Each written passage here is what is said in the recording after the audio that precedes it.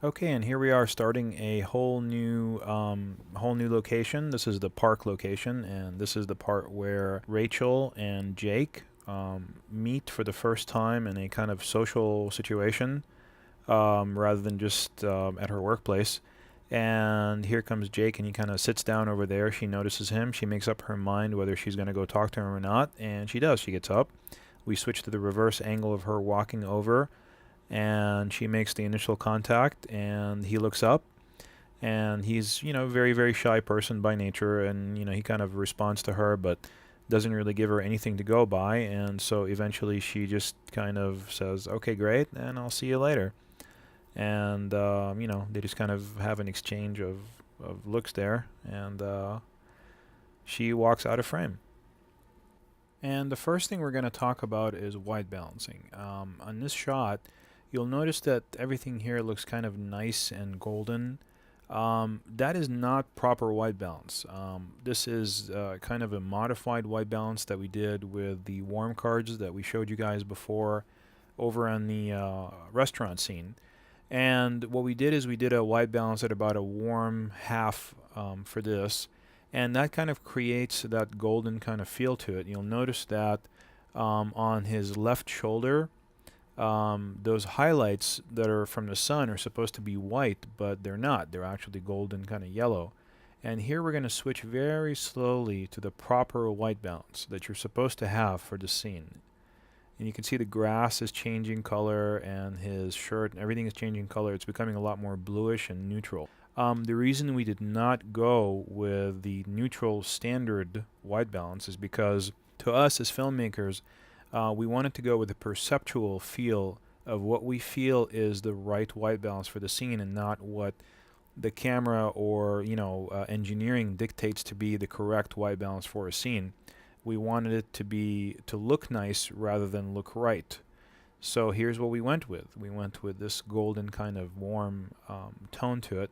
And that is definitely a creative choice that you have as a filmmaker. You do not have to go with what the camera tells you is proper white balance. You can go with what you feel is necessary, as long as you have a properly calibrated monitor on the set, which we're going to show you here in a moment, that is telling you that the color that you're seeing on the set is actually the real color.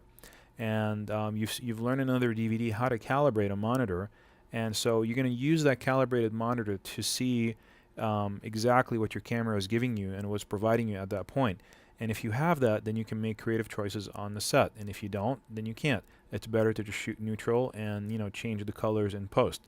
But you will get a much more natural, organic type of image if you do all of your colorization on the field rather than in post at the computer. Because you're allowing the camera's hardware to detect the colors and change them properly rather than computer software to do it. So it's a much more natural, nicer look. Now here we are changing softly back to the golden tone color that we went with.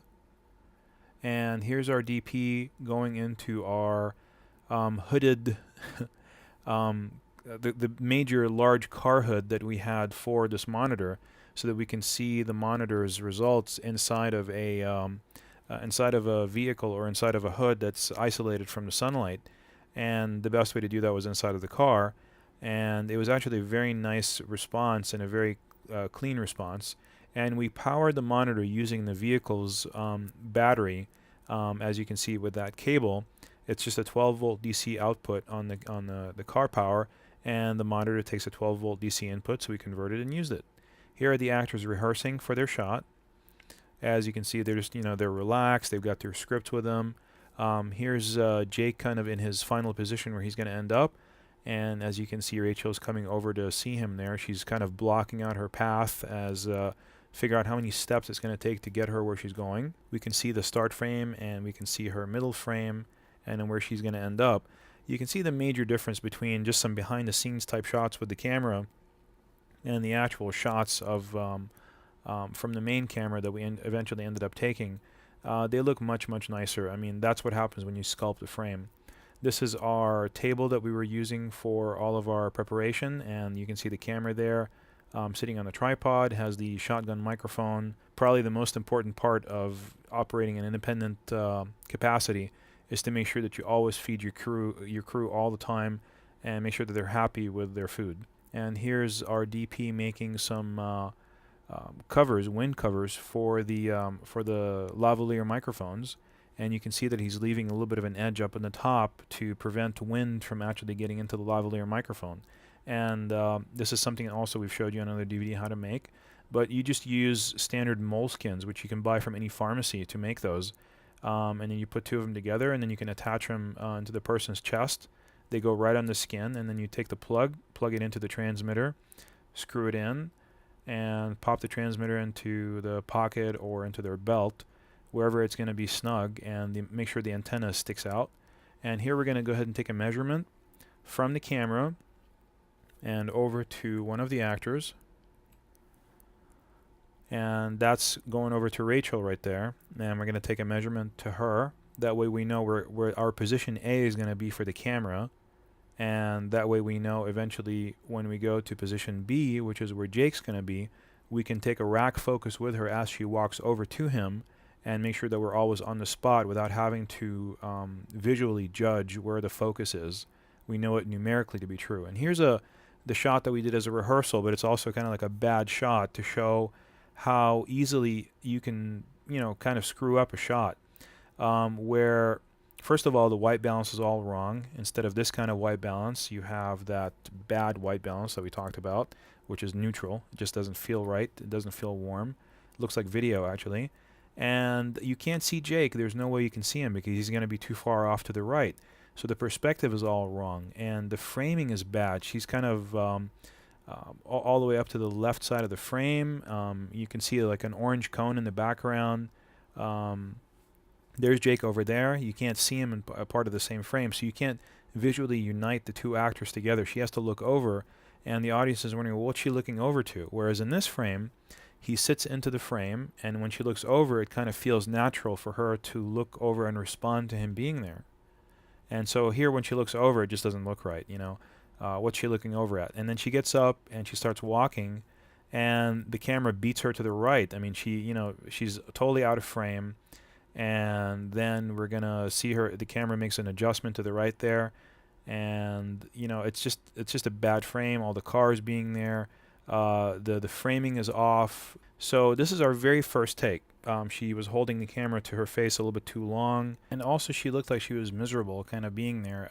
We didn't give her enough action to kind of get her through the shot there, and I eventually, I came over and talked to her, and I said, well, this is your break. You're on your break from work, and you're supposed to be enjoying yourself. This is your time of day that you prefer the most, so I want you to be a little bit happier about what you're doing. So here she is. She's got a little bit of a smile on her face.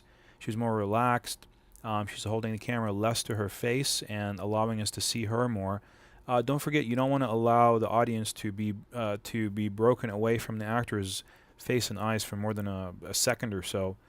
Because they kind of lose that connection. And we also told her not to look too far to our right anymore and face more towards the camera right up until she's ready to go see Jake. And she looks over and sees him there and just gets right up and goes over there. She doesn't really kind of ponder her decision, doesn't think about it at all.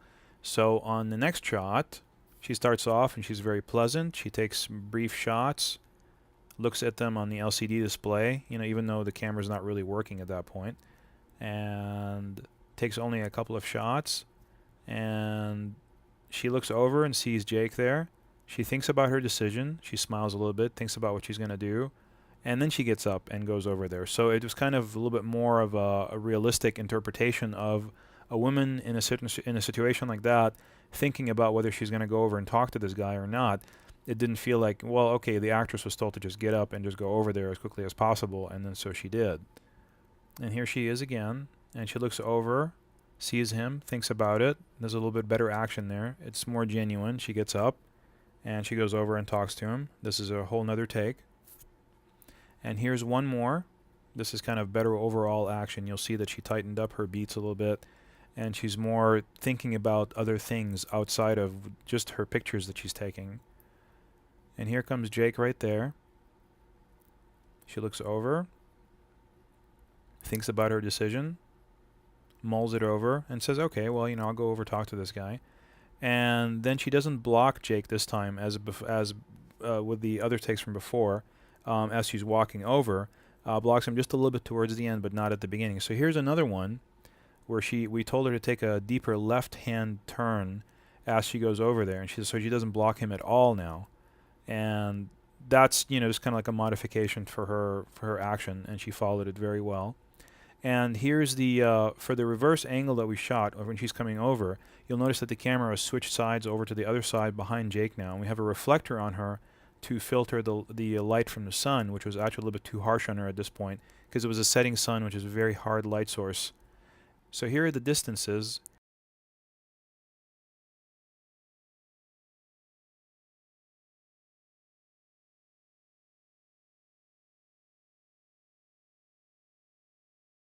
That's how far you have to be from Jake and from her to get this kind of a look where you can change focus. And here she is asking for some direction. She forgot where she's supposed to go.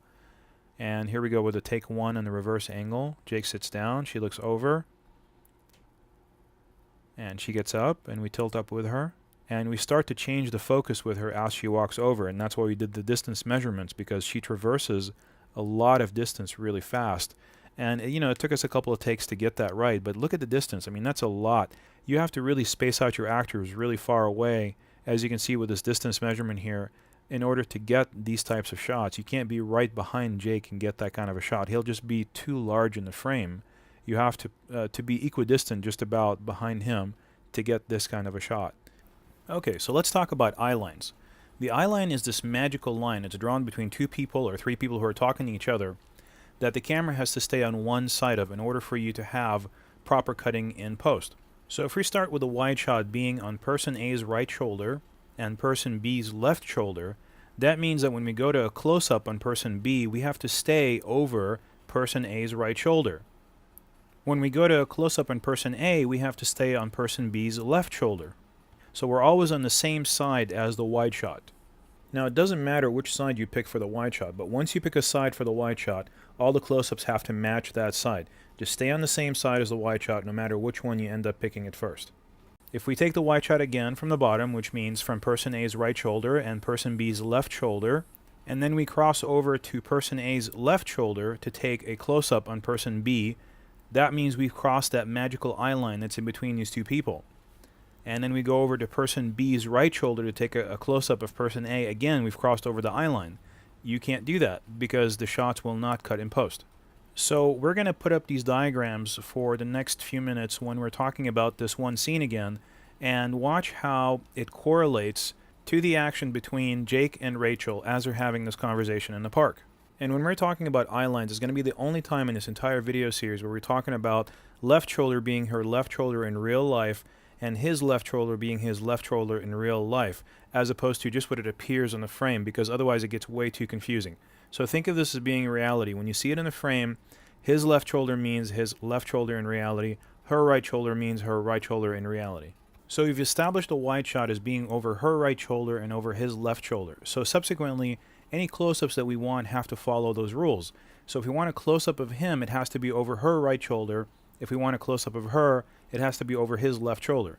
We don't actually have to show his shoulder in the shot. That would be an over-the-shoulder shot. If we just want close-ups, we don't have to do that, as long as we maintain the correct side of their body so that the eye line is not broken. And now, this is for the close-up on Jake now, of her perspective of him. This is the wrong side. This is the wrong way to shoot this. And the reason that this is the wrong way is watch what happens when we dissolve from her to him. They're both looking in the same direction. He's looking up, she's looking down, but they're both looking to the right side of the frame. This is the wrong side because we crossed the eye line. So we're going to pick up the camera, move the camera over to her right side, and now we're also going to be higher, like, so it feels like she's looking down at him. So we're going to go from this perspective over to this perspective right here. When we go over to this perspective, then that cuts with her shot a lot better. You can see when we dissolve, it's almost like they're looking at each other through the frame. So the audience doesn't feel jarred as when you have this shot. And this is, of course, the wrong shot from this wrong perspective on her left side, whereas we should be looking at him from her right side, which is this is the correct perspective. And that's the camera angle for that. It's over her right shoulder. We stayed on the right side of the frame, something that we had already established in the wide shot that we are on the right sides of her body, left side of his body. So this is not going to cut. And if we have this shot of her, then it's only going to cut with this shot of him. That maintains the correct height and the line of sight for both of those shots. And so here's the reflector kind of going in and out, and you can see the reflector right there. And we're showing the effect that it's having on filling in his face and his body so that we can get the shot. And we got several different reflector shots to show you guys here. And here's kind of like a master view of what we're doing. There's where the reflector is. There's the position of the reflector in the camera. And this is with the soft gold side of the reflector. This is the hard gold, just the pure gold side of the reflector. And this is with the soft white side of the reflector. You can see we can open up the aperture a little bit more, and the whole frame feels a lot more balanced. And that's the one we actually went with, because this right here was just too much. This is the soft gold, and this is the hard gold. It just felt like there was a reflection from a car hitting his face, and didn't feel natural like this one, which, you know, was just a lot softer. This is the soft gold again. This is the hard gold. And then back to the white again. And as you can see, the white is just the most natural one that feels also the most flattering to him. We could have used the gold if there was maybe a reflection on the other side from a car that was reflecting the sunlight back into his face, and we wanted to go with that kind of a look, but we did not want to go with that kind of a look. We just wanted a nice, soft kind of frame, which makes the whole scene feel soft and nice, in stark contrast to his existence in the restaurant.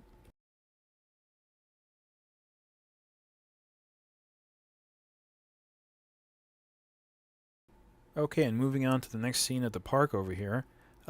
This is the one we shot on the same day, and this is the one where he hadn't called her, and he kind of just hung up on her, and she just wanted to make sure that he was okay. So she found him at the park. She knew that he takes breaks there. And so this was a really nice scene for us to shoot, because we got to do some really nice shots and some creative angles to show you guys. And here's the tripod position for doing that shot that we just showed you. We're going to show it to you again here in just a moment. You can see the camera is pretty much parked right on top of him and looking almost straight down to get her perspective. This is the shot that you get when you do that.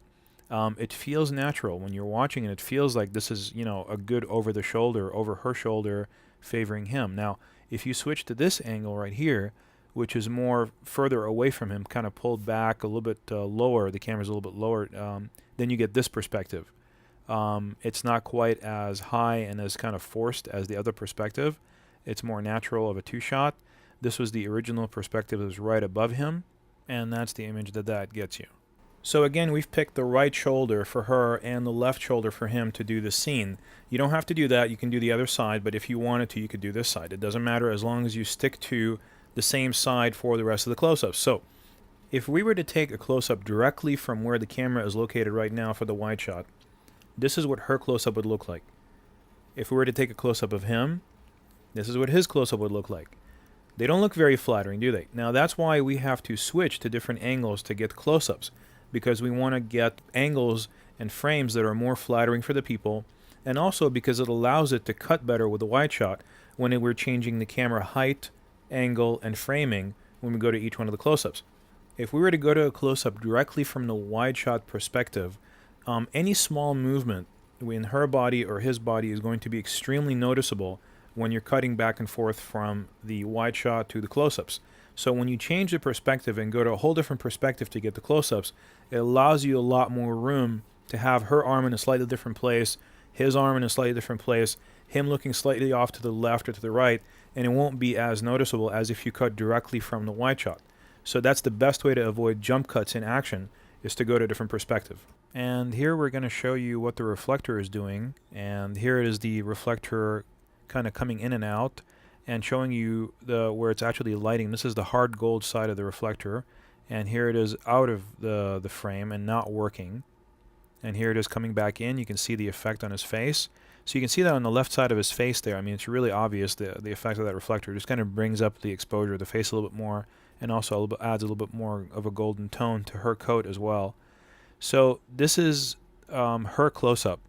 This is the correct perspective. This is the correct eye line. We stayed on the correct side of their eye line, which is on the right side of the eye line. So you can see what on the two shot we established where the eye line is, and we cut to her shot, his over the shoulder, and it cuts very nicely. It looks proper. I mean, they're not cutting. There's no jump cut. Now this is the incorrect side to be on. This is his right side, and you can see what the reflector is.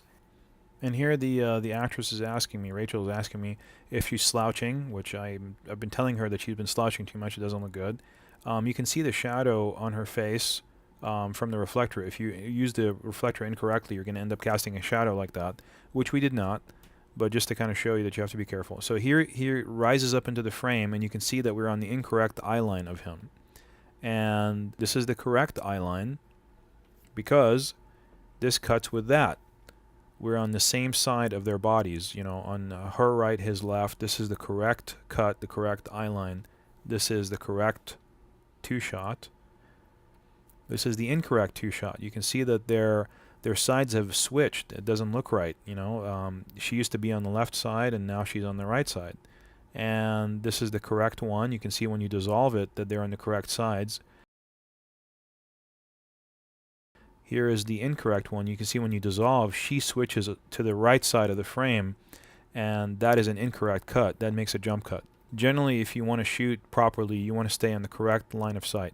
So this is our first take. You can see that he's kind of rubbing the book there, and I told him that was very distracting for him to do that. It distracts away from his face and from his action. And so here she touches his hand to wake him up in the two-shot, and that's where we enter into this scene, and he kind of sits up on his elbows there and talks to her. You'll notice that this is a very nicely lit scene. He's got a backlight in his hair. She's got a rim light on her face. The reflector is filling in her coat on the left side. Everything is just really nice. There's some light on the grass back there, and I really wish this would have worked out as being the correct frame, but it didn't. We had to do it a couple more times for their actions. And so in this shot, you'll notice that we've lost a little bit of the light in the background. There's still some light on the grass back there. But as we continue going on and doing more shots, you'll notice that this shot, the grass is even dimmer than the last shot, and she's slouching more. And that's something I didn't notice at first until we kind of got further and further along. You can see us actually losing sunlight there in the middle of the shot. Now here the sunlight came back in, but I also didn't notice that she was slouching, and so I was not able to modify her performance for the next take. And so it took me one more shot until I finally kind of realized, oh my God, there's something wrong here. I don't like the way that she's doing that. And then modified her performance to over here and told her to keep her back straight, which was very difficult for her to be in that seated position and keep her back straight and still do a good performance. But she did it. But you notice that there's no more light in the grass.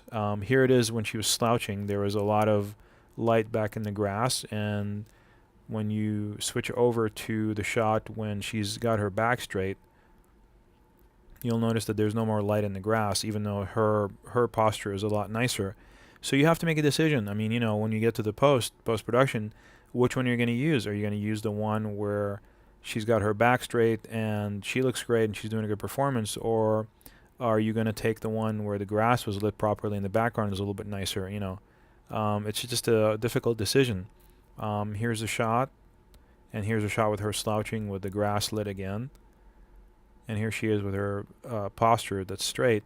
And you just have to make a decision. Which one are you going to go with? You got to go with probably the performance, the best performance. No matter what, that's what ends up selling the movie, rather than a properly lit background. Is what's the best performance. So you go with that. And here is the over the shoulder that we ended up doing. We already showed you how to achieve this over the shoulder and where's the camera position for that. But this is the actual over the shoulder that we got. We didn't like the fact that their faces were too close there on that one, so we did one more. And when he gets up there, there's more separation between their faces, and we did one more again. And you can see when he gets up here in a second on his elbows, they're still a little bit too close to each other, and I didn't like the fact how her head was tilted to one side. So we did one last one where we kept her face way off to the left there and straight up and down, and that's the one we liked the best. And you'll notice that we had her looking not quite dead into his eyes, but off to the left side of his face a little bit, which made it feel more natural for the camera. A lot of times you'll have to do that. You have to ask the actress to look at something that's off the other actor's eyes, and that's when you'll find that they have a very difficult time performing, except for when you have professional actors and they're used to doing that sort of thing, and they can still give their performance properly even when they're not looking directly into the other person's eyes or directly at the object they're supposed to be looking at.